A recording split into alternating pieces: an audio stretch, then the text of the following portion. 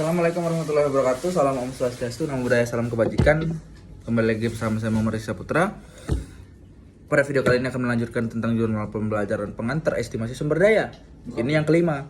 Pada video yang kelima ini akan membahas tentang, balik lagi hampir sama dengan materi keberapa ya, itu tentang metode kontur, terus penerapan aplikasi, kemudian data yang diperlukan untuk pengantar untuk mengestimasikan jumlah sumber daya.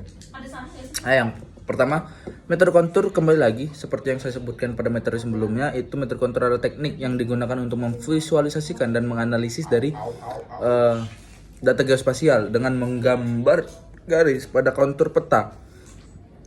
Garis kontur inilah yang akan menunjukkan titik-titik dengan elevasi yang sama dan membantu menggambarkan topografi dari suatu daerah.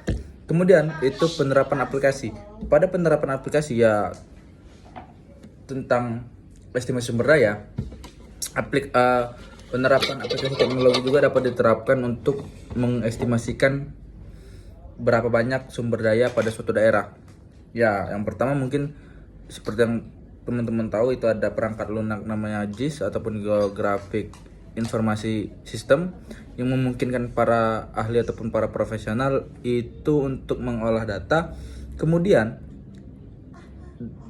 dapat memvisualisasikan secara lebih efektif.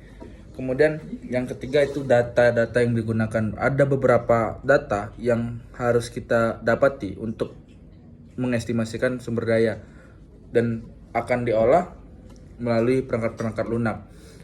Sebelum kita mendapatkan hasil, kita perlu mendapati data ini dulu untuk mengolah, kemudian untuk mendapatkan hasil. Kemudian untuk yang pertama itu ada data geologi.